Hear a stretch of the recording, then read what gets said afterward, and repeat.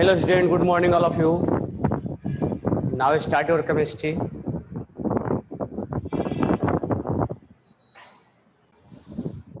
Hello student, good morning all of you. Now start chemistry. तो कल हमने आपको स्टार्ट किया था E1 मैकेनिज्म। तो E1 मैकेनिज्म में जो मेन इंपॉर्टेंट बात है वो ये है कि इंटरमीडिएट में क्या बनता है। तो इंटरमीडिएट में कार्बोकेटाइन बनता है, ठीक है। इस इंटरमीडिएट के वजह से हम रेट ऑफ रिएक्शन को डिसाइड करते हैं कि रेट ऑफ रिएक्शन क्या होगा। इस इंटरमीडिएट से हम कार्बोकेटाइन के रीअरेंजमेंट के बारे में सोचते हैं, तब मेजर और माइनर प्रोडक्ट को हम डिसाइड करते हैं। ये तीन मेन फोकस पॉइंट, चार इसका मेन फोकस पॉइंट है E1 मैकेनिज्म का। कल मैंने E1 मैकेनिज्म कहाँ होगा और E1 मैकेनिज्म में रिएक्शन क्या होगा, उस रिएक्शन के बारे में हम कल देख रहे थे। तो हम रिएक्शन में पहले आपको बताए थे डिहाइड्रेशन, वाटर का रिमूव होना अल्कोहल से। तो हमने आपको कल बताया था कि जब अल्कोहल का डिहाइड्रेशन होगा और होके क्या बनेगा, एल्कीन।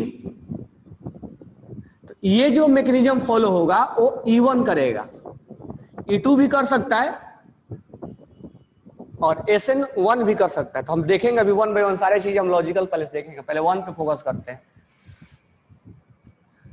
तो इसका मतलब सिंगल से क्या बन जाएगा, डबल बॉन्ड बन जाएगा। जैसे ही डबल बॉन्ड बनेगा उसको हम एलिमिनेशन बोल देंगे, एलिमिनेशन रिएक्शन है वो।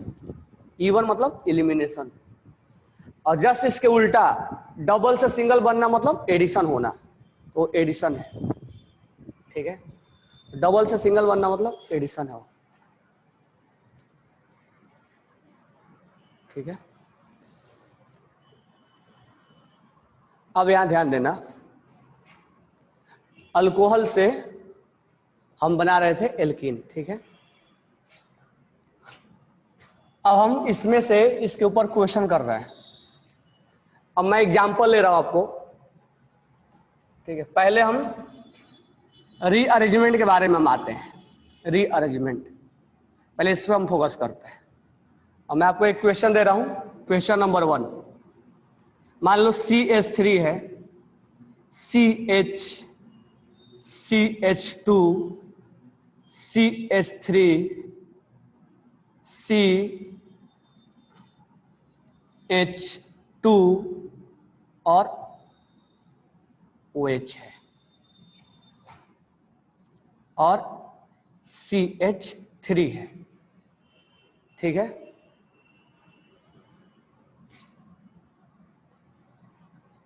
अब यहां मैं लिख दूं कंसंट्रेटेड H2SO4 और थोड़ा सा हीट कर दे, आप प्रोडक्ट लिखो इसका।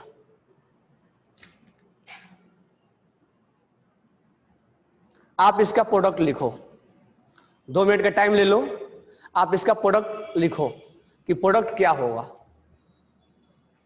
ठीक है। तब हम बात करते हैं इसमें क्या क्या करना होगा आपको। तो राइट डाउन दी प्रोडक्ट, जितने प्रोडक्ट बनेंगे वो लिखो पहले आप, फिर हम मेजर और माइनर डिसाइड करेंगे। First we write the product.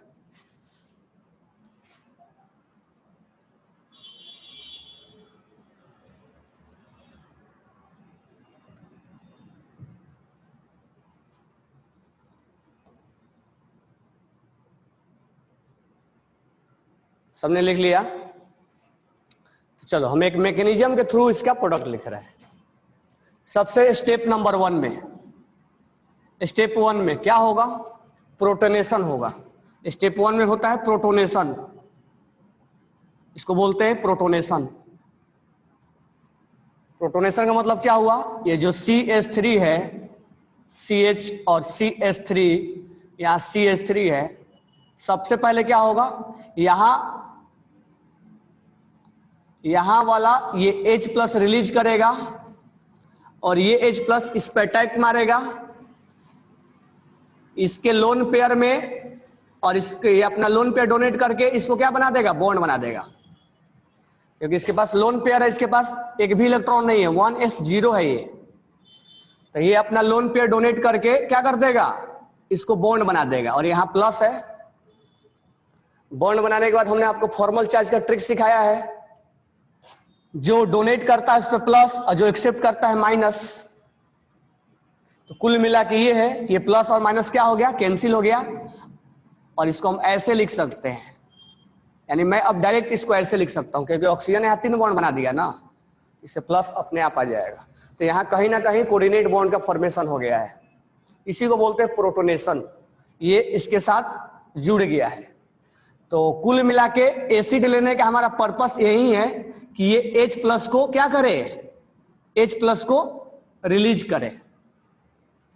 ठीक है, तो कुल मिला के ये है कि एक एसिड बेस का रिएक्शन हुआ, यहां से H+ निकला है, ये इस पे अटैक हुआ है, इसके अपना लोन पे डोनेट किया है।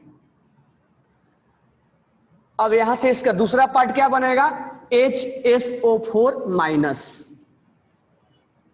अब देखो ये दूसरा वाला पार्ट इस पर अटैक कर सकता था, लेकिन ये इतना बल्की है कि अटैक उसको जल्दी ये ढूंढ ही नहीं पाएगा। ये बल्की होने की वजह से ये न्यूक्लियोफाइल की तरह अटैक नहीं करेगा, न्यूक्लियोफाइल की तरह ये अटैक नहीं कर पाएगा, नहीं तो कर लेता ये। इसीलिए हम कंसंट्रेटेड H2SO4 लेते हैं या कंसंट्रेटेड H3PO4 लेते हैं। कंसंट्रेटेड क्यों लेते हैं, ताकि H+ ज्यादा अमाउंट में मिले और बल्कि लेना है। कंसंट्रेटेड HCl नहीं लेते, तो इसका रीजन समझ में आ गया होगा कि ये अटैक आगे ना कर पाए। ठीक है, और यहाँ पर एक और CH3 लगा हुआ। अब अगले ही स्टेप में क्या होगा, ये हमारा प्रोटोनेशन हो गया, पहला स्टेप कंप्लीट हुआ, यहां से यहां आया, ये यहां से यहां आया, अभी ये बीच में बना। अगले स्टेप में बॉन्ड तोड़ देगा और तोड़ के वाटर बाहर निकल जाएगा। जैसे बाहर निकलेगा हमारा इंटरमीडिएट कुछ इस तरह से दिखेगा। ये इंटरमीडिएट नहीं है, ये तो हमने जानबूझ के बनाया है, ये एक्चुअल में इंटरमीडिएट ये बना होगा। ये हमारा इंटरमीडिएट तैयार हो गया, यहां पर कार्बोकेटाइन का फॉर्मेशन हो गया हमारा, यही हमारा इंटरमीडिएट बना। अब इसको आप डायरेक्ट कैसे याद रखोगे, जब आपको अल्कोहल मिले, कंसंट्रेटेड H2SO4 मिले और हीटिंग मिले, तब इसको डायरेक्ट उड़ा देना, क्योंकि ये बार बार ये मिनिमाइज कर देना, इसको उड़ा देना और वहां क्या लगा देना, प्लस लगा देना। यहाँ कार्बोकेटाइन का फॉर्मेशन हो जाएगा आपका। ठीक है, कार्बोकेटाइन यहाँ का फॉर्मेशन हो जाएगा। तो पहला स्टेप में इंटरमीडिएट में कार्बोकेटाइन का फॉर्मेशन हो गया हमारा, ये इंपॉर्टेंट पार्ट है। अब यही इंटरमीडिएट, तो इसलिए मैं बोल रहा हूं कि जब रिएक्शन आए, जब अल्कोहल आए और कंसंट्रेटेड H2SO4, क्योंकि पहचानना भी जरूरी है ना हमें कि इवन होगा कि नहीं होगा। हम एक सेपरेट तो पढ़ेंगे नहीं, बाद में चल के बहुत सारा हो जाएगा। तो अल्कोहल मिलेगा और कंसंट्रेटेड H2SO4 मिलेगा और हीटिंग मिलेगा। जैसा ही ऐसा फॉर्मेट आपको मिलेगा, तुरंत याद हो जाना चाहिए कि इवन मैकेनिज्म होता है और यहां से ये वाटर बन के निकलता है और वहां पे प्लस लग जाता है, यहां से प्लस आपका लग जाएगा। ठीक है, यहां से प्लस बन जाएगा। ये 5 बॉन्ड बनाया ना, ऐसा करते हैं, यहां पर एक हाइड्रोजन निकाल दो, 5 बॉन्ड आ रहा है, एक हाइड्रोजन, एक CH3 निकाल दो वहां से। ठीक है, तो हमारा कुछ इस तरह से वहां पर बना बीच में। ठीक है, अब यहां से इंटरमीडिएट बनने के बाद हम क्या करें, अब तो स्टेप 2 में जाएंगे। स्टेप 2 में, अब स्टेप 2 में जाएंगे तो हमारे पास दो ऑप्शन है। क्या, अब देखो ये जो कार्बोकेटाइन है वो 2 डिग्री है, ये कार्बोकेटाइन 2 डिग्री है। अब यहां थोड़ा सा हम शिफ्टिंग के बारे में सोचेंगे, रीअरेंजमेंट के बारे में सोचेंगे। अगर ये कार्बोकेटाइन यहां आता है, अच्छा रीअरेंजमेंट अगल बगल में होता है, ये नहीं कि रीअरेंजमेंट यहां है और एक कार्बन यहां वाला है और ये जंप मार के यहां आ जाएगा। रीअरेंजमेंट या तो यहां हो सकता है या तो यहां हो सकता है, ये नहीं कि तीसरे पे नहीं होता, 1 2 पे होता है, 1 और 2, 1 और 2, 1 2 1 2 होता है, 1 3 भी रीअरेंजमेंट नहीं होता है। और एक ही बार रीअरेंजमेंट होगा, दोबारा फिर नहीं होगा। ये नहीं कि यहां पर लाओ सर, फिर दोबारा करो सर, वहां यहां आ जाए। मान लो यहां आते रिजोनेंस आ गया, यहां आने के बाद रिजोनेंस हो गया, सर ऐसा करते हैं इसको यहां ला देते हैं और रीअरेंजमेंट कर देते हैं यहां पे, इसको घुमा के यहाँ लेके आ जाओ आप, अब देखो यहाँ रेजोनेंस हो गया, नहीं उतना रीअरेंजमेंट नहीं होता, रीअरेंजमेंट 1-2 होता है, ज्यादा यहाँ जाएगा नहीं तो इधर जाएगा, यानी लेफ्ट एक स्टेप जाएगा और लेफ्ट एक स्टेप आएगा, राइट एक स्टेप जाएगा। अब ऐसा नहीं कि सर एक बार यहां करो और फिर यहां करो, तो कुल मिला के एक कंसेप्ट है कि रीअरेंजमेंट तभी पॉसिबल है जब उसको एक्स्ट्रा स्टेबिलिटी मिले, तब वो रीअरेंजमेंट करेगा। अब यहां भी 2 डिग्री था और यहां भी 2 डिग्री है, यहां भी 2 डिग्री था और यहां रीअरेंजमेंट करने के बाद भी 2 डिग्री है, रीअरेंजमेंट पॉसिबल नहीं है। अब तुम बोलोगे सर यहां 2 डिग्री था यहां 3 डिग्री, एक बार करो फिर रीअरेंजमेंट करो सर, तो वो भी पॉसिबल नहीं। एक ही बार रीअरेंजमेंट होता है और आजू बाजू ही होता है, मतलब अगल बगल ही होता है, यानी कि पूरा इधर से उधर वो घुमा देगा, वैसा भी नहीं होता है। तो रीअरेंजमेंट थोड़ा थोड़ा सीखना है, वो अलग से हम क्लास में बताएंगे आपको, बट थोड़ा थोड़ा ध्यान रखना है कि रीअरेंजमेंट कहाँ होता है। तो याद रखना, जब जब इंटरमीडिएट में कार्बोकेटाइन बनेगा या कार्बोएनाइन बनेगा या रेडिकल बनेगा, तब तब रीअरेंजमेंट होगा। जब जब लिख लेना, रीअरेंजमेंट कब कब होता है, जब जब इंटरमीडिएट में, जैसे याद होगा मैं रेडिकल्स बनाया था उसमें इंटरमीडिएट में, तो इंटरमीडिएट में अगर रेडिकल बनेगा तो रीअरेंजमेंट पॉसिबल है उसका, कार्बोकेटाइन बने या रेडिकल बने या कार्बोएनाइन बने, सब चीज चाहता है कि अपने आप में स्टेबिलिटी में जाएं। अगर इंटरमीडिएट में नहीं बनता है तो रीअरेंजमेंट विल नॉट पॉसिबल, लेकिन अगर इंटरमीडिएट में कार्बोकेटाइन बना, रेडिकल बना या कार्बोएनाइन बना, तो वो वहां रीअरेंजमेंट होगा। एक्चुअली ज्यादा हम कार्बोकेटाइन और रेडिकल का ही करते हैं, ठीक है। तो यहां आप ध्यान देना, अब स्टेप 2 में हम 2 काम कर सकते हैं। मैं ये सिखा रहा हूं कि रीअरेंजमेंट करेंगे हम CH3। अब यहां ध्यान देना, ये कार्बन यहां पर है 2 डिग्री, अगर यहां ये जाता है, यहां अगर ये जाता है तो 3 डिग्री बन जाएगा, एक स्टेप उसको हम घुमा देंगे, तो यहां रीअरेंजमेंट सिंपल सा कर देंगे। क्या, तो इस हाइड्रोजन को यहां लिख देंगे और इस केटाइन को यहां ला देंगे, इसको 1,2 हाइड्राइड शिफ्ट बोलते हैं। हाइड्रोजन को यहां लेके गए और इसको हमने आपको बोला भी था कि हाइड्रोजन को लेके जाओ, मिथाइल भी शिफ्ट कर सकता है, ठीक है। तो अभी धीरे धीरे सीखेंगे हम आगे। कुछ हमारा इस तरह से बना, हाइड्रोजन ये वाला यहां चला गया और ये यहां आ गया, आने से फायदा क्या हुआ इसको, ये यहां 3 डिग्री बन गया, यहां पर ये 3 डिग्री बन गया, ठीक है। तो यहां से यहां आने में ये रीअरेंजमेंट हुआ है। तो रीअरेंजमेंट कराना आसान है, क्या करना होता है, प्लस को यहां ला दो, इसको यहां लेके चले जाओ, बात खत्म। लेकिन रीअरेंजमेंट कहां कहां होता है ये ध्यान में रखना है। तो यहां 2 डिग्री से 3 डिग्री आए तो रीअरेंजमेंट होगा। तो यहां यही मैं आपको सिखाया कि रीअरेंजमेंट होना चाहिए इसमें। अब रीअरेंजमेंट हो गया, अब स्टेप 3 में जाएंगे। स्टेप 3 में हो सकता है रीअरेंजमेंट के बाद प्रोडक्ट भी वही बने या नहीं बने, बात वो अलग है, लेकिन रीअरेंजमेंट होगा। अब यहां ध्यान दो, अब मैं इस पे आता हूं, मेजर और माइनर पे। रेट ऑफ रिएक्शन ये लिख लेना, हम इसके बारे में बात करेंगे। मेन हम बात करेंगे ए, सी और डी के बारे में अभी बात करेंगे, इसको मैं डस्टिंग कर रहा हूं। मेन हम बात करेंगे ए, सी और डी के बारे में। अब ध्यान देना, रीअरेंजमेंट हो गया है, तो मैं अब इस यहां से हटा रहा हूं इस स्टेप्स को, इसको लिख लिए होगे, तो इस स्टेप्स को मैं हटा रहा हूं, केवल मैं ये लास्ट वाला स्टेप्स अपने पास रख रहा हूं, ये वाला स्टेप 1 वाला पूरा हटा दे रहा हूं मैं। अब हमारे को जो मिला है वो क्या मिला है, हमारे को ये मिला था। स्टेप 2 में हमें ये मिला था, स्टेप 2 में हमें ये मिला था C, और यहाँ CH3H और CH2CH3, यही मिला था हमें स्टेप 2 में। अब स्टेप 3 में हमें क्या मिला था, स्टेप 3 में हमें मिला था आफ्टर रीअरेंजमेंट के बाद, यानी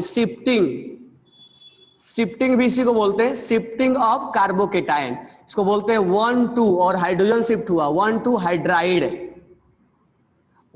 hydride shifting, that is also known as rearrangement बोलो या शिफ्टिंग बोलो, बात एक ही है। तो स्टेप 3 में हमें ये मिला था CH3 और यहां आ गया था हमारा प्लस, और यहां आ गया था CH, यहां पर 1 2 3, यहां पर CH2 हो जाएगा और यहां CH3 हो जाएगा। कार्बोकेटाइन यहां चला आया था, स्टेप 3 में। अब हम जो स्टेप 4 लिख रहे हैं, स्टेप 4 में हमारा ये पर्पस होगा कि हम प्रोडक्ट क्या लिखे। प्रोडक्ट, तो हम यहाँ प्रोडक्ट जो लिखेंगे वो मेजर और माइनर डिसाइड करेंगे। अब देखो प्रोडक्ट कैसे लिखा जाता है, इस हाइड्रोजन को हटाना है, इस हाइड्रोजन को हटाना है और ये हाइड्रोजन हटते यहाँ क्या बनेगा माइनस, और plus minus will converted into double bond. तो हमारा देखो प्रोडक्ट क्या क्या आ सकता है। पहले हम इसको हटा दिया हमने, तो हमारा पहला प्रोडक्ट जो आया CH3 और यहां हो जाएगा डबल बॉन्ड CH और CH3। हमारा पहला प्रोडक्ट यही मिल गया, यानी एक सिंगल बॉन्ड डबल बॉन्ड में कन्वर्ट हो गया। ठीक है, अच्छा हमारा मर्जी किया, हम क्या इसी हाइड्रोजन को हटा सकते हैं, यहां भी तो हाइड्रोजन है, तो हम इस हाइड्रोजन को हटाते हैं। तो हाइड्रोजन को हटाएंगे तो क्या हो जाएगा माइनस, और प्लस और माइनस में डबल बॉन्ड बन जाएगा। डबल बॉन्ड बन गया हमारा CH3, C double bond CH2 और ये CH2 और CH3। यानी अगर हमने इस हाइड्रोजन को हटाया तो डबल बॉन्ड यहां बना, इस हाइड्रोजन को हटाएंगे तो डबल बॉन्ड यहां बनेगा, बनेगा ना। अच्छा इस हाइड्रोजन को हटाएंगे तो बात एक ही है, इसको हटाओ या इसको हटाओ बात एक ही हो जाएगा। ठीक है, या तो यहां डबल बॉन्ड लगाओ या तो यहां डबल बॉन्ड लगाओ, बात एक ही है। अच्छा हम बिना रीअरेंजमेंट किए अगर प्रोडक्ट लिखे होते, बिना रीअरेंजमेंट किए, विदाउट रीअरेंजमेंट, ये तो रीअरेंजमेंट के बाद हमने 2 प्रोडक्ट लिखा, अगर रीअरेंजमेंट किए बिना 2 हम प्रोडक्ट लिखते तो क्या क्या बनता। देखो अब यहां से इस हाइड्रोजन को हम हटाते हैं, तो इस हाइड्रोजन को अगर हटाते हैं तो CH3 और H और यहाँ C, तो यहाँ हटता तो क्या बनता है ये माइनस। तो मैं अब डायरेक्ट लिख रहा हूं यहाँ पे कि इस माइनस और इस प्लस में क्या हो जाता, बॉन्ड बन जाता। तो ये हमारा रीअरेंजमेंट के पहले का ये प्रोडक्ट होता। एक और क्या होता, इस हाइड्रोजन को भी हटा सकता था ये। ठीक है, तो ये हाइड्रोजन को हटाने के पहले ये बॉन्ड बना लेता। अब ये हाइड्रोजन हटता तो ये प्लस और माइनस क्या कर लेता, डबल बॉन्ड बना लेता और ये प्रोडक्ट बन गया। तो अभी आप ये सोचोगे कि ये अभी रीअरेंजमेंट नहीं हुआ है तब 2 प्रोडक्ट दे रहा है, और ये रीअरेंजमेंट हुआ है तो 2 प्रोडक्ट दे रहा है। ठीक है, तो हमारा आंसर तो पहला यहीं पर रिजेक्ट हो जाएगा कि विदाउट रीअरेंजमेंट हम प्रोडक्ट नहीं लिखा करेंगे। हालांकि इसका ये वाला और ये वाला देखो सेम मैच कर रहा होगा, एक मैच कर रहा होगा, ये वाला देखो ये वाला और ये वाला मैच कर रहा होगा। तो ये भी हो सकता है कि रीअरेंजमेंट करने के बाद भी प्रोडक्ट वहीं आ रहा है, यहां अलग आ रहा है लेकिन कहीं कहीं अलग नहीं आएगा। इसीलिए पहला ये चीज ध्यान रखना है कि बिना रीअरेंजमेंट किए हमें प्रोडक्ट लिखना नहीं है, भले मैच कर जाए अलग बात है, वो अलग मैटर है, लेकिन बिना रीअरेंजमेंट किए हमें प्रोडक्ट लिखना नहीं है, क्योंकि वो बिल्कुल गलत हो जाएगा। बिना रीअरेंजमेंट किए प्रोडक्ट नहीं लिखना है, याद कर लेना। अब हमने रीअरेंजमेंट कर दिया और यहां आ गया, अब यहां आएगा तो एक डबल बॉन्ड, एक हाइड्रोजन यहां से हटेगा और एक हाइड्रोजन यहां से हटेगा, तो एक हाइड्रोजन यहां से हटा और एक हाइड्रोजन यहां से हटा। अब ध्यान देना यहां पे कि अब यहां मेजर और माइनर हमें डिसाइड करना है। दोनों प्रोडक्ट बना है, फर्स्ट और सेकेंड दोनों प्रोडक्ट बना है। अब हमें यहाँ मेजर और माइनर डिसाइड करना, यहां से मेजर और माइनर डिसाइड करना बहुत आसान है और हाइपर कंजुगेशन के अकॉर्डिंग हम चेक करेंगे। अब देखो ये जो कार्बन है, ये वाला कार्बन डबल बॉन्ड बनाया है, इसके अलोंग कितने अल्फा एच है, तो हमें अल्फा एच को चुनना है। तो इसके अलोंग जो है ओ, इसके अलोंग जो है ओ कितने अल्फा एच है, 3 3 6 और 1 3 9, 9 अल्फा एच है, यहां 9 अल्फा एच है। अच्छा इसके अलोंग चुनो C डबल बॉन्ड C और यहां क्या लगा हुआ है H और H, इसके अलोंग, और यहां क्या लगा हुआ है CH3 और यहां क्या लगा हुआ है CH2 और CH3। इस डबल बॉन्ड के अलोंग कितने अल्फा एच है, 3 और 3 और 2 5, ये नहीं है ना, डबल बॉन्ड के बाजू वाला पे काउंट किया जाता है। अच्छा इसमें 3 3 6 और 3 9, ये नहीं काउंट होगा, बाजू वाला कार्बन पे काउंट होता है, बीटा ये अल्फा है, बीटा पे काउंट होगा। यहाँ कितने हो जाएंगे 3 और 2 5, 5 अल्फा एच। तो किसमें, इसमें हाइपर कंजुगेशन ज्यादा होगा, हाइपर कंजुगेशन ज्यादा होगा, तो दिस वन इज मेजर और दिस वन इज माइनर। तो मेजर और माइनर डिसाइड करने के लिए क्या हेल्प किया? Hyper conjugation. तो हम यहाँ हाइपर कंजुगेशन के हेल्प से मेजर और माइनर को डिसाइड करेंगे। ठीक है, ये प्रोडक्ट सेम बना है नो डाउट, लेकिन हर जगह नहीं बनेगा। सब बोलोगे सर बिना रीअरेंजमेंट किए भी वही प्रोडक्ट बन रहा है, तो रीअरेंजमेंट करने की क्या जरूरत है? जरूरत है, यहां बन गया है, हर जगह नहीं बन पाएगा, तो वहां फिर तुम गलती कर जाओगे। इसलिए बेटर ये रहेगा कि आप रीअरेंजमेंट करो तब प्रोडक्ट लिखो। प्रोडक्ट लिखने के बाद इसको अल्फा और बीटा एलिमिनेशन भी बोला जाता है। अब रीअरेंजमेंट करने के बाद ये वाला भी, ये मान लो अल्फा है, इसको बीटा मानो, तो ये भी बीटा है ना, अब ये भी बीटा है। अब इस हाइड्रोजन को हटाओगे तो ये प्रोडक्ट बनेगा, इस हाइड्रोजन को हटाओगे तो ये प्रोडक्ट बनेगा, अच्छा इसको हटाओगे तो वही प्रोडक्ट बनेगा। तो अल्फा और बीटा एलिमिनेशन भी बोला जाता है इसको, alpha beta elimination, alpha beta elimination भी इसको बोला जाता है।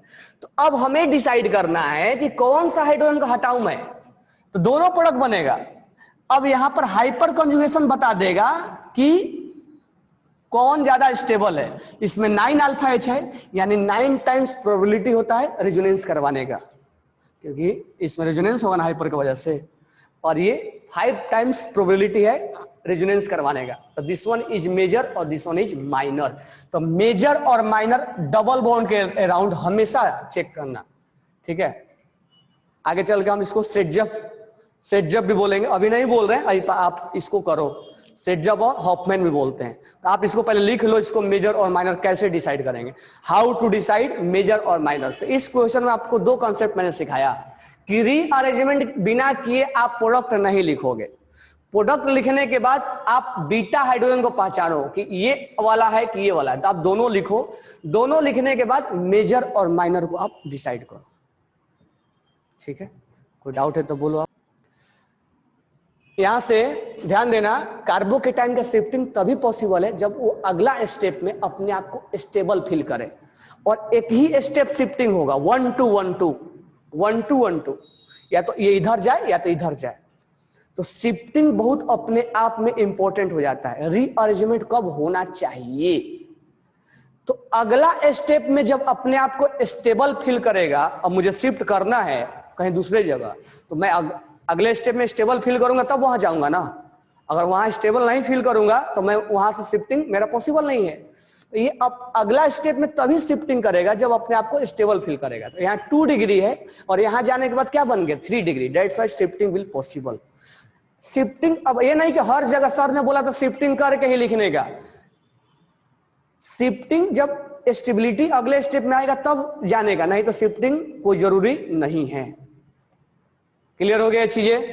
तो कब शिफ्टिंग करना है, मेजर प्रोडक्ट कब लिखना है, माइनर कब लिखना है, इंटरमीडिएट में क्या बनाना है, क्लियर हो गया सारी चीजें ये। नेक्स्ट क्वेश्चन है हमारा, क्वेश्चन ये है, ठीक है, ये है। अब कंसंट्रेटेड H3PO4 लिया हमने और हीटिंग लिया। जैसे ही रिएक्शन ऐसा आपको देखने को मिले तो आपको समझ जाना है कौन सा मैकेनिज्म फॉलो करेगा, E2 फॉलो करेगा। तो देखते ही समझना है, पहले समझना भी है E2 कराएंगे कि नहीं कराएंगे, क्योंकि इसके अलावा दूसरा भी रिएक्शन हो जाता है। तो हमें इसमें देख के पहले पता लगाना होगा E2 होगा। अब आप इसमें इंटरमीडिएट निकालो, पहले प्रोटोनेशन लिखो, आप आराम आराम से लिखो इसको, प्रोटोनेशन स्टेप 1 लिखो, आप टाइम लेके लिखो इसको, प्रोटोनेशन लिखो, प्रोटोनेशन लिखो, इसका हो गया प्रोटोनेशन, कार्बोकेटाइन बना दिए। अब मुझे बताओ रीअरेंजमेंट होगा या नहीं होगा, कार्बोकेटाइन का रीअरेंजमेंट होगा या नहीं होगा, रीअरेंजमेंट विल पॉसिबल और नॉट पॉसिबल, कार्बोकेटाइन का रीअरेंजमेंट पॉसिबल है या नहीं है।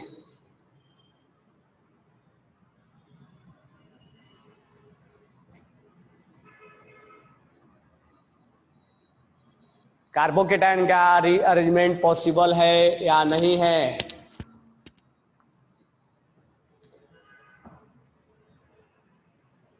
चलो स्टेप 1 करते हैं। स्टेप 1 में क्या होगा, प्रोटोनेशन। प्रोटोनेशन में H+ अटैक मारेगा, ठीक है, यहां से H+ अटैक मारेगा, ये OH है, यहां से इस पे H प्लस क्या करेगा, लोन पेयर को देख के क्या होगा, अट्रैक्ट करेगा, आ जाओ मेरे पास, ये जल्दी से अट्रैक्ट करेगा और वहां पर क्या बन जाएगा, कोऑर्डिनेट बॉन्ड बन जाएगा। कोऑर्डिनेट बॉन्ड बनेगा, कोऑर्डिनेट बॉन्ड बनते ही क्या हो जाएगा, ये OH H यहां क्या लग जाएगा, प्लस। समझ में आया प्लस क्यों लगा होगा ना, क्योंकि इसके पास 1s0 है, एक भी इलेक्ट्रॉन नहीं है। जब ऑक्सीजन अपने पास बुलाएगा तो ये लोन पेयर क्या कर देगा, डोनेट कर देगा, कोऑर्डिनेट बॉन्ड बनेगा, बनेगा ना। कोऑर्डिनेट बॉन्ड का मैं ट्रिक क्या सिखाया हूं, ट्रिक ये सिखाया हूं, जो डोनेट करेगा वो प्लस होगा और जो एक्सेप्ट करेगा वो माइनस होगा, तो प्लस माइनस क्या हो जाएगा, कैंसिल हो जाएगा।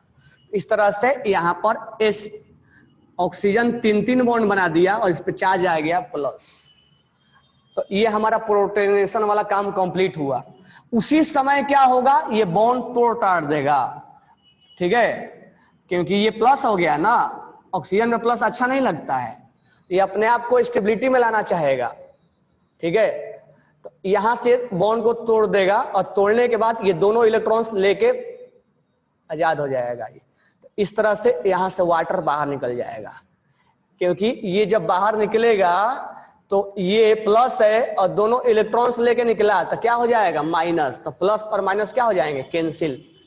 इस तरह से वाटर बन जाएगा और वाटर सिस्टम से बाहर निकल जाएगा, इसीलिए इसका नाम रखा गया डिहाइड्रेशन, वाटर का रिमूव करना, removal of water is known as dehydration. और यहाँ क्या बना दिया, कार्बोकेटाइन, तो यही हमारा इंटरमीडिएट बना, जो कि हम GOC 1 में हम बार बार पढ़ रहे थे कि इंटरमीडिएट में इंटरमीडिएट, यही है इंटरमीडिएट।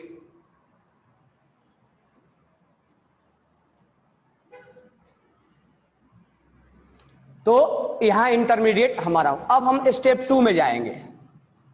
स्टेप 2 में एक बार जरूर सोच लेंगे कि कार्बोकेटाइन का रीअरेंजमेंट होगा कि नहीं होगा, कोई जरूरी नहीं कि हर बार होगा,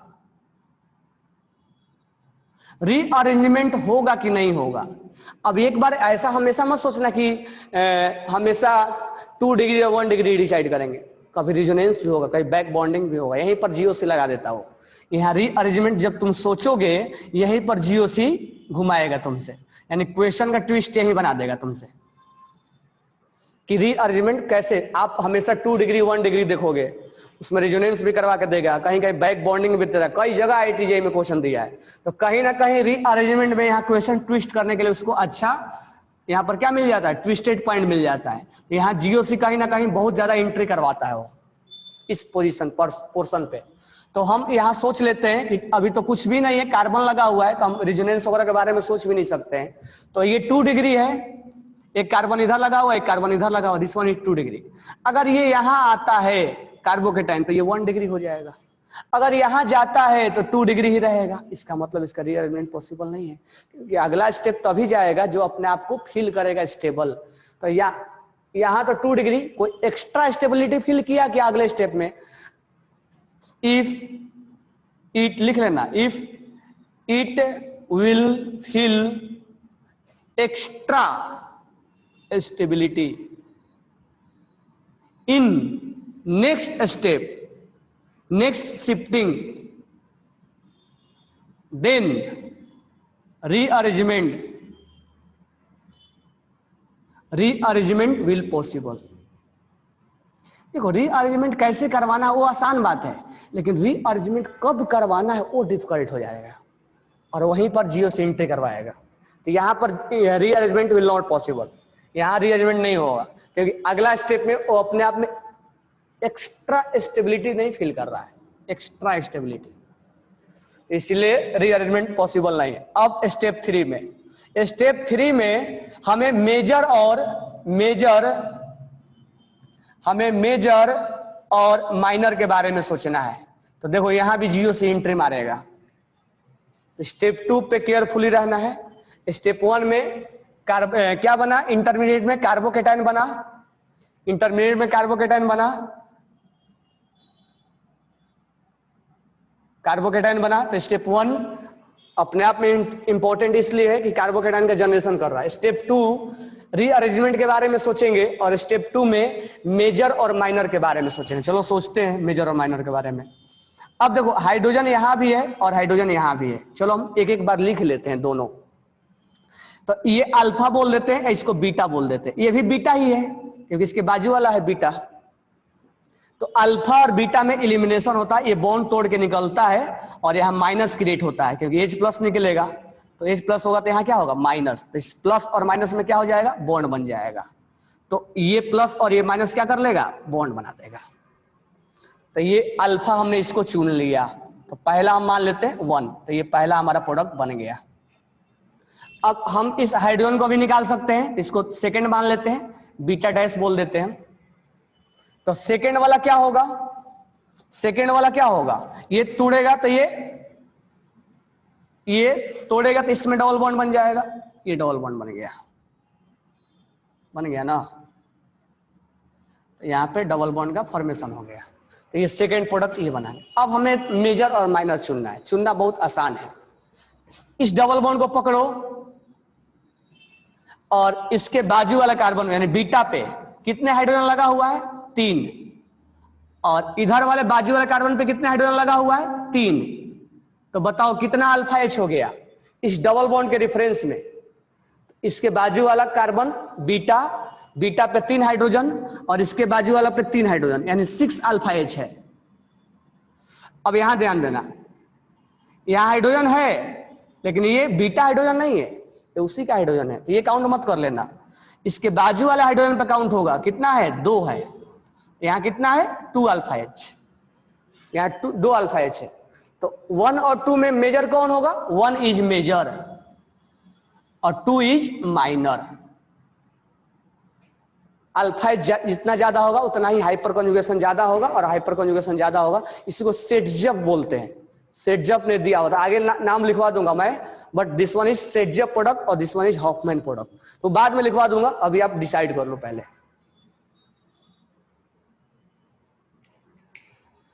तो मेजर और माइनर डिसाइड करने आ गया,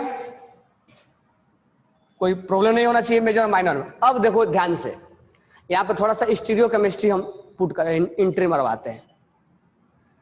यहाँ से स्टीरियो केमिस्ट्री थर्ड स्टेप नहीं समझ में आ गया, थर्ड स्टेप तो आसान है, मेजर और माइनर क्लियर हमें लगाना है। देखो थर्ड स्टेप में मेजर और माइनर हमारा डिसाइडिंग पॉइंट होगा। हर स्टेप में अपने अपने कुछ ना कुछ एक प्रॉब्लम छोड़ के जा रहा है। अब यहां पर रीअरेंजमेंट नहीं होगा, अब हमें हाइड्रोजन को हटाना है, तो हाइड्रोजन यहां भी है और हाइड्रोजन यहां भी है। तो इस हाइड्रोजन को हटाओगे, तो इस हाइड्रोजन को हटाओगे तो बॉन्ड टूटेगा और ये H प्लस बन के बाहर निकलेगा और यहाँ क्या छोड़ के जाएगा माइनस।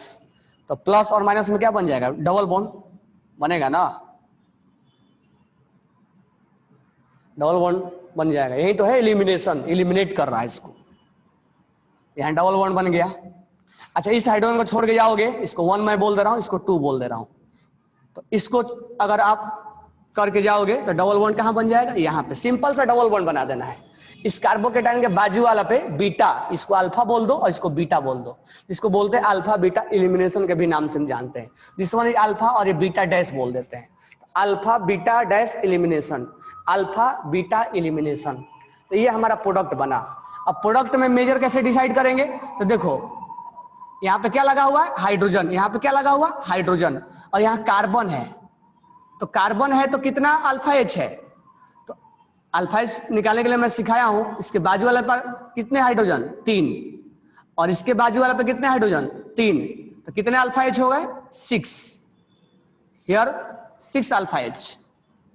और यहाँ कितना अल्फा H, तो यहाँ बाजू वाला कार्बन है ही नहीं, यहाँ केवल इसके बाजू वाला 2 कार्बन है, तो 2 alpha H। Which one is major, this one is major और दिस वन इज माइनर। समझ में आया क्या? तो अब यहां पर ध्यान देना कि हमें मेजर और माइनर जब बन गया तो पूछा जाए कितना प्रोडक्ट बनेगा, आप आंसर बोलोगे 2, गलत हो जाएगा। यहां पर एक स्टीरियो केमिस्ट्री आ गया। देखो यहां पे ध्यान से सुनना, ए में ए और बी 2 प्रोडक्ट तो बना हमारा, हम मेजर और माइनर का नहीं बोल रहे हैं, डिफरेंट टाइप के प्रोडक्ट कितने बने, तो ए और बी बना, लेकिन एक और प्रोडक्ट है। अब ये इसको थोड़ा ध्यान से देखना, आप इसको थोड़ा ध्यान से देखो आप, ये ए को थोड़ा ध्यान से देखो आप, ये क्या बन गया, ये क्या है, इसको मैं यहां लिख रहा हूं ए को, ए कुछ ऐसा है या नहीं है, ए कुछ ऐसा है या नहीं है। एक अब डबल बॉन्ड के लॉन्ग ये दोनों डिफरेंट और ये दोनों डिफरेंट, ये क्या हो गया, ये सिस, ये ट्रांस हो गया। तो इसका हम एक और लिख सकते हैं क्या, सिस, यानी यहां से एक प्रोडक्ट और बने जाएगा जिसको हम बोल देंगे सिस, दिस वन इज सिस और दिस वन इज ट्रांस। यानी कि मैं अगर फाइनल पॉइंट लिखूं इसका थर्ड का यहां से इसको मैं हटाऊंगा तो हमारा प्रोडक्ट कुछ ऐसा बनेगा, ये डबल बॉन्ड, और इसमें ये ट्रांस हुआ, ये दोनों सामने सामने है, और ये ऐसे भी बन जाएगा, ये सिस हुआ और ये ट्रांस हो गया। तो यहाँ थोड़ा सा स्टीरियो केमिस्ट्री भी जुड़ गया, और इससे मैं जोड़ूंगा, इससे डबल बॉन्ड बनाऊंगा तो ये यहाँ बन जाएगा। तो हमारा ए, बी और सी तीन प्रोडक्ट मिल गए।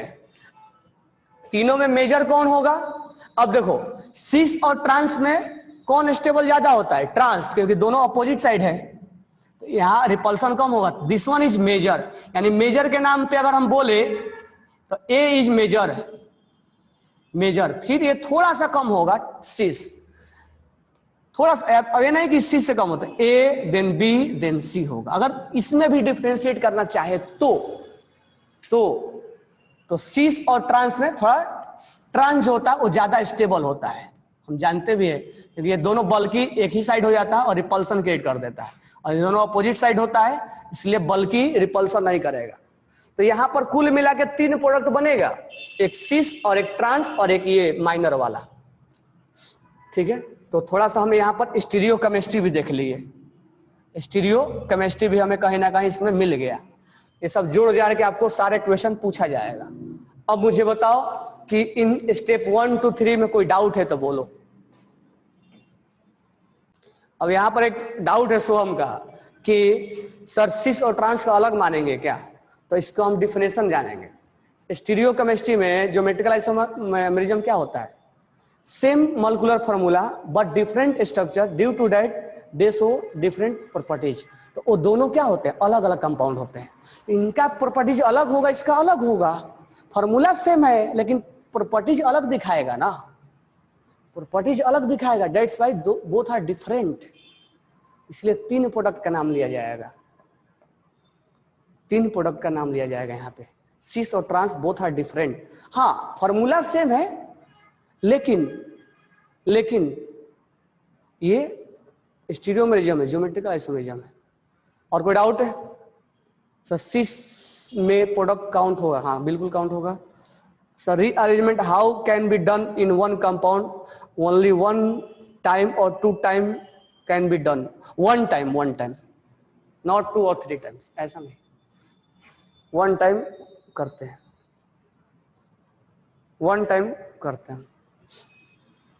और वन टाइम भी कब करेंगे, जब अगला स्टेप में हमें स्टेबिलिटी मिलेगी। देखो यहाँ रीअरेंजमेंट पॉसिबल है, लिख लेना यहाँ, here rearrangement will not possible because next step extra stability नहीं मिला है। तो मुझे बताओ स्टेप 1 to 3 में कोई डाउट है तो बोलो। इसका मैं अगर डायरेक्ट प्रोडक्ट लिखूं, अगर मुझे बोला गया डायरेक्ट प्रोडक्ट लिखो बिना कुछ कंक्लूजन किए, तो मैं देखो प्रोडक्ट कैसे लिखूंगा बिना इतना मैकेनिज्म जाने। हम अगर इवन हमें समझ में आ गया कि इवन ही लिखना है, तो इतना कुछ जाने, क्योंकि मैकेनिज्म में तो जियो से एंट्री मार दिया, तो हमें अलग अलग टाइप से क्वेश्चन पूछा जाएगा इंटरनली, तब ना हम इतना क्वेश्चन करेंगे। अगर ऐसा क्वेश्चन आएगा कि डायरेक्ट प्रोडक्ट लिखना, देखो मैं डायरेक्ट कैसे प्रोडक्ट लिखूंगा। अब यहाँ मान लो हमने लिया कंसंट्रेटेड H3PO4 और हमने हीटिंग करा दिया, तो हीटिंग कराएंगे, देखो मैं प्रोडक्ट कैसे लिखूंगा। यहाँ कार्बोकेटायन बना दूंगा, कार्बोकेटायन के शिफ्टिंग के बारे में सोच लूंगा, शिफ्टिंग नहीं होगा। एक डबल बॉन्ड यहां बना दूंगा, एक डबल बॉन्ड यहां बना दूंगा, एक डबल बॉन्ड यहां बना दूंगा, एक डबल बॉन्ड यहां बना दूंगा।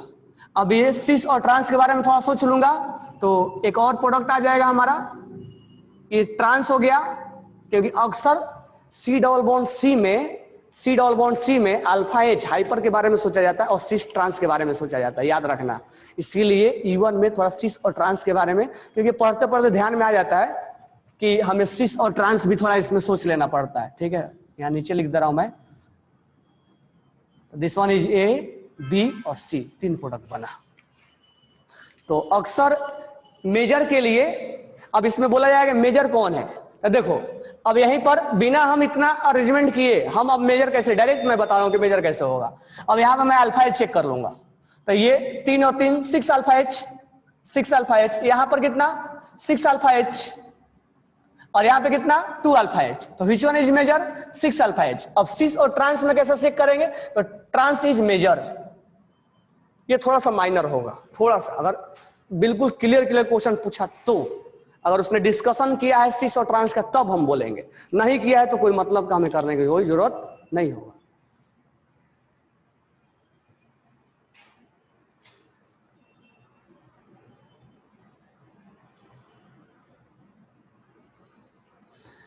रीअरेंजमेंट बाजू वाला कार्बन पे होगा, कहीं नहीं होगा। प्रथमेश रीअरेंजमेंट एक स्टेप में होता है, उसका नाम ही होता है 1 2 1 2 1 2 होता है, एडजेसेंट कार्बन पे होता है, नहीं कि दूर वाला कार्बन पे नहीं भाग जाएगा, ठीक है, एडजेसेंट कार्बन पे होता है। तो याद रखना रीअरेंजमेंट बाजू वाले पड़ोसी घर में होता है, पड़ोसी के पड़ोसी घर में नहीं होगा। और तभी रीअरेंजमेंट होगा जब स्टेबिलिटी फील करेगा तब। तो अगला स्टेप में स्टेबिलिटी फील करेगा तभी होगा। 1 2 होता है, 1 2 1 2 1 2 एक से दूसरे पे, यानी कि 1 3 नहीं होगा, 1 4 नहीं होगा। और रीअरेंजमेंट कैसे कराया है, तो वहां का हाइड्रोजन हटाओ और यहां लगा दो। मिथाइल शिफ्ट भी होता है, तो वो आगे आगे धीरे धीरे हम पढ़ाते जाएंगे, ठीक है। काइनेटिकली कौन स्टेबल है, थर्मोडायनामिकली कौन स्टेबल है, धीरे धीरे आता जाएगा। तो यहाँ कोई स्टेप में प्रॉब्लम। चलो आगे कुछ क्वेश्चन। अब नेक्स्ट क्वेश्चन हम लेते हैं, ये हमने दिया, अब हमने यहां पर कंसंट्रेटेड H2SO4 लिया और हीटिंग कर दिया।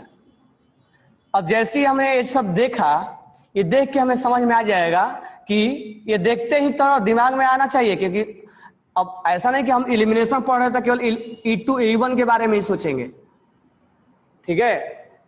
तो थोड़ा सा ब्रॉड होता जाएगा हमारा सिलेबस, क्योंकि देखने के बाद समझ में भी आना चाहिए कि E1 हो रहा है।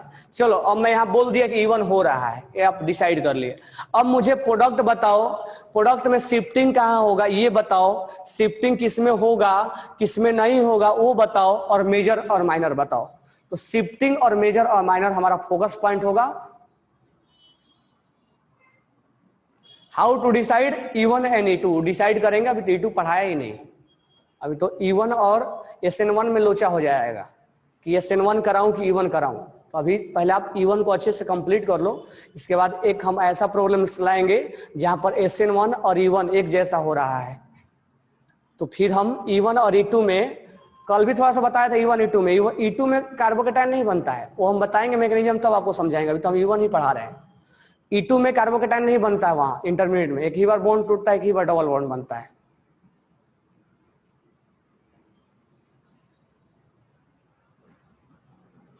हाँ, सेकेंड और थर्ड में शिफ्टिंग होगा, गुड। और प्रोडक्ट बनाओ, आप डायरेक्ट प्रोडक्ट बनाओ इसका, और मेजर और माइनर डिसाइड करो डायरेक्ट, बिना मैकेनिज्म को बैकग्राउंड में चलने दो, और मेजर और माइनर बनाओ आप direct.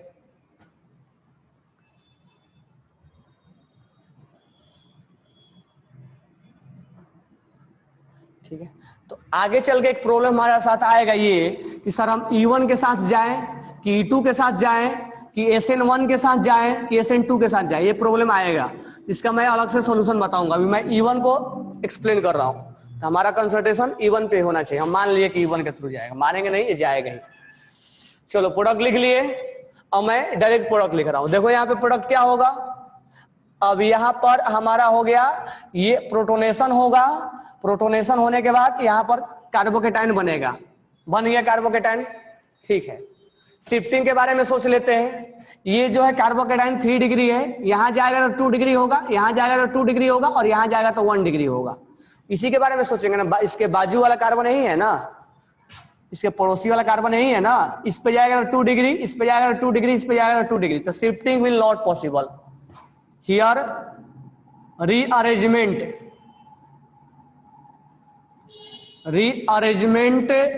Will not possible, rearrangement possible नहीं है।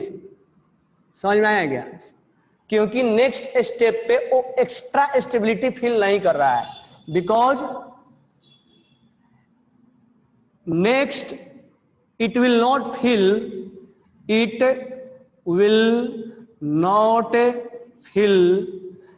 extra stability to the next step या नेक्स्ट शिफ्टिंग। वो नेक्स्ट शिफ्टिंग में वो एक्स्ट्रा स्टेबिलिटी फील नहीं कर रहा है। Rearrangement will not possible because it will not feel extra stability to next. अब शिफ्टिंग इधर का ही नहीं होगा, वहीं पर आजू बाजू में होता है। ठीक है, अब यहां पर बनाते हैं। पहले शिफ्टिंग के बारे में सोच लेते हैं। अब यहां ध्यान देना, ये है, ये बॉन्ड टूटेगा और यहां बन जाएगा कार्बोकेटायन। अब ये 1 डिग्री है, ये 1 डिग्री है, और अगर यहां आता है तो यहां हाइड्रोजन है, तो ये हाइड्रोजन यहां चला जाएगा और ये हाइड्रोजन, तो ये 3 डिग्री है, तो यहां शिफ्टिंग विल पॉसिबल। इसको बोलते हैं 1,2 हाइड्राइड। हमेशा 1,2 होता है, इसलिए नाम दिया गया 1 और 2, 1,2 हाइड्राइड, 1,2 हाइड्राइड शिफ्टिंग। तो यहां वाला हाइड्रोजन यहां चला जाएगा और ये वाला कार्बोकेटायन यहां चला जाएगा, तो यहां रीअरेंजमेंट पॉसिबल है। तो यहां लिख लेना, here rearrangement will possible because it will feel extra stability in next shifting. Here 1 degree और here 2 degree, that's why, sorry here 3 degree, that's why shifting will possible, it will feel more stable. अब यहां ध्यान देना, अब यहां पर हम पहले कार्बोकेटायन बनाते हैं, तो यहां कार्बोकेटायन बन गया और यहां पर है। अब यहां शिफ्टिंग पॉसिबल है कि देखना है। अब ये भी देखना है कि किधर पॉसिबल है, पहले है या नहीं है। अगर ये यहां 2 डिग्री है तो यहां जाएगा तो 2 डिग्री ही रहेगा, और यहां जाएगा तो 3 डिग्री हो जाएगा। इसका मतलब शिफ्टिंग पॉसिबल भी है, और राइट की लेफ्ट ये भी ध्यान में रखना है। तो ये इधर पॉसिबल है इसका शिफ्टिंग, तो किधर पॉसिबल है भी अपने आप में क्वेश्चन है कि इधर शिफ्टिंग करूं कि इधर शिफ्टिंग करूं। ठीक है, इधर शिफ्टिंग करूं कि इधर शिफ्टिंग करूं। ठीक है, तो यहां पर हो जाएगा प्लस, तो यहां शिफ्टिंग इसको बोल देंगे, हाइड्रोजन यहां है, ये हाइड्रोजन यहां टूट के चला आएगा और ये प्लस यहां चला आएगा। इसको बोलते हैं 1, 2, यहां 3 डिग्री बन जाएगा, 1,2 हाइड्राइड शिफ्टिंग। ये ऊपर वाला ही होगा, 1,2 हाइड्राइड शिफ्टिंग, और शिफ्टिंग विल बी पॉसिबल। अब कहां होगा, इस पे होगा। ठीक है, इधर नहीं होगा, क्योंकि इसको 2 चांसेस है पॉसिबल शिफ्टिंग होने का, लेकिन इधर आने से उसको एक्स्ट्रा स्टेबिलिटी नहीं मिल रही है, इधर नहीं आएगा, तो इधर जाएगा वो।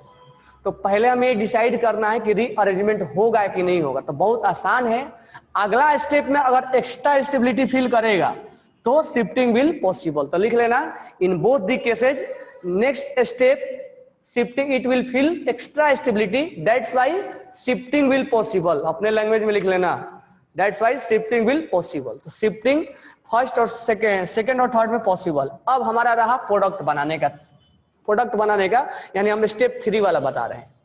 अब स्टेप 3 पे आ जाओ। अब हमें प्रोडक्ट कितना बनेगा। अब देखो हाइड्रोजन, अब बीटा हाइड्रोजन को पहचान, हाइड्रोजन यहां भी है, हाइड्रोजन यहां भी है, हाइड्रोजन यहां भी है।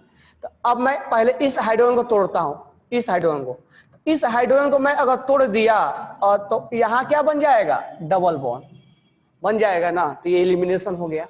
अब मैं इस हाइड्रोजन को तोड़ता हूं, प्लस इस हाइड्रोजन को मैं तोड़ता हूं, तो इस हाइड्रोजन को मैं तोड़ूंगा तो क्या बन जाएगा, डबल बॉन्ड बनेगा ना, डबल बॉन्ड। इस हाइड्रोजन को मैं तोड़ दूंगा तो डबल बॉन्ड बन जाए, और इस हाइड्रोजन को तोड़ूंगा तो यही बनेगा। इसका मतलब हुआ हमें 2 डिफरेंट प्रोडक्ट मिले। अच्छा, इसमें ज्योमेट्रिकल नहीं दिख रहा है क्या? अगर इस ग्रुप के बारे में बात करें हम तो नहीं दिखेगा। ठीक है, इसमें नहीं दिखेगा। तो कुल मिला के ये है कि हमें 2 मिला। अब दोनों में मेजर कैसे डिसाइड करेंगे, विच वन इज मेजर।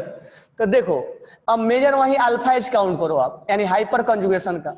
इस कार्बन के बाजू वाले कार्बन पे जाओ, ये बाजू वाला है, ये बाजू पड़ोसी वाला है, यानी बीटा पड़ोसी को बोला जाता है।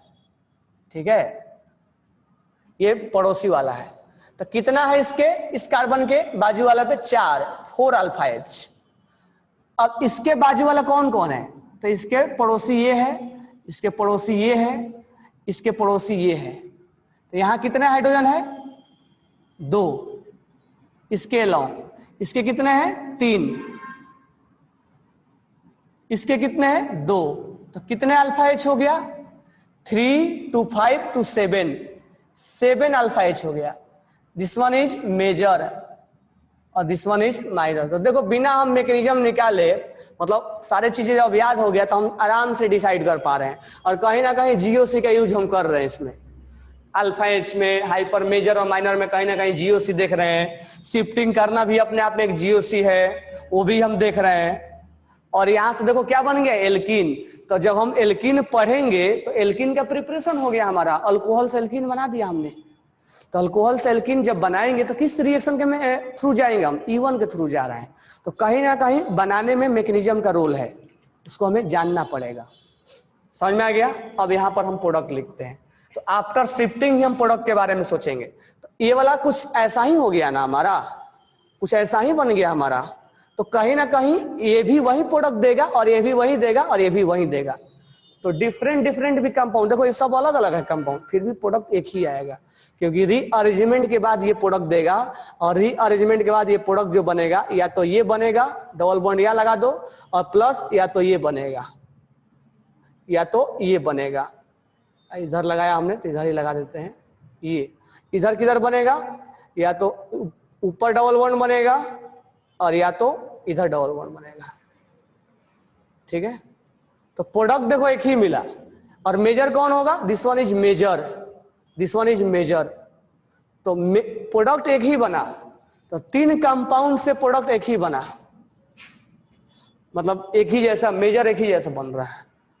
तो यहां पर हम क्या क्या सीखे?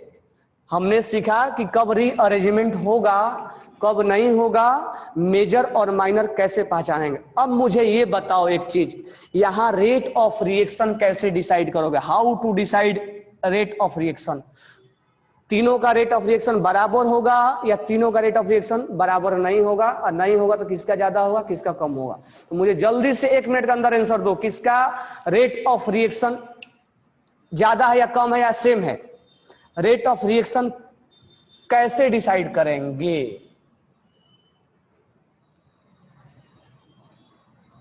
तो आंसर क्या होगा रेट ऑफ रिएक्शन का? तीनों क्या होंगे? इक्वल होगा, होगा ना इक्वल। प्रोडक्ट एक ही बना तो इक्वल होगा ना। एक कंसेप्ट तुम कभी मत लगाना कि इक्वल हो जाए। रेट ऑफ रिएक्शन क्या बताता है? कार्बोकेटाइन का इंटरमीडिएट में जो कार्बोकेटाइन बनता है वो स्टेबल है कि नहीं है। अब एक चीज हमें दिमाग में आता है कि सर शिफ्टिंग के पहले सोचे या शिफ्टिंग के बाद में सोचे? शिफ्टिंग के पहले सोचना है, शिफ्टिंग के बाद में नहीं सोचना है। सर यहाँ शिफ्टिंग के बाद में सोचे या शिफ्टिंग के पहले सोचे?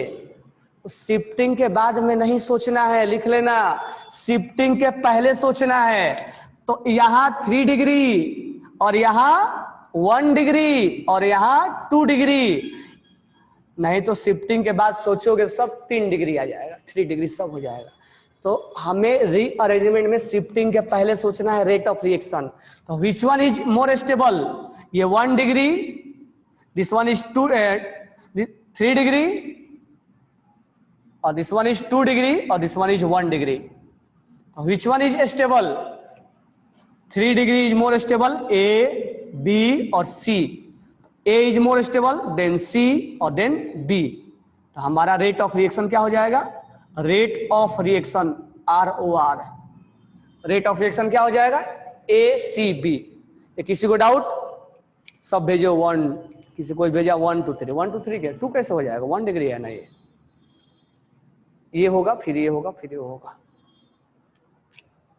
तो रेट ऑफ रिएक्शन लिख लेना अपने लैंग्वेज में कि rate of reaction before shifting के, शिफ्टिंग करने के पहले सोचना है, यानी कि शिफ्टिंग करा के तब सोचो, वो ऐसे नहीं चिपके रहता है। तो जो कार्बोकेटाइन ज्यादा स्टेबल होगा वो जल्दी से उसका रेट ऑफ रिएक्शन, यानी ये रिएक्शन फास्ट होगा।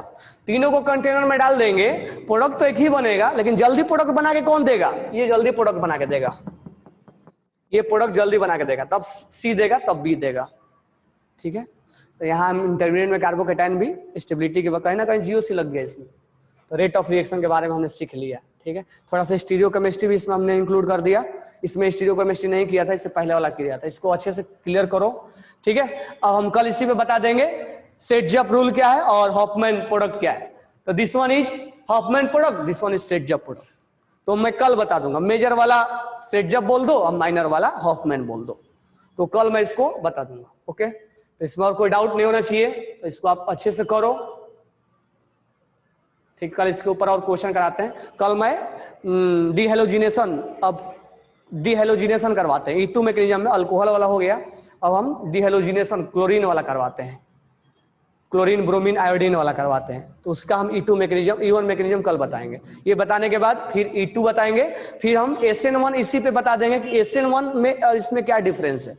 ये दोनों लगभग एक जैसा हो जाता है, तो कैसे पहचानेंगे हम, वो भी डिफरेंस हो जाता है।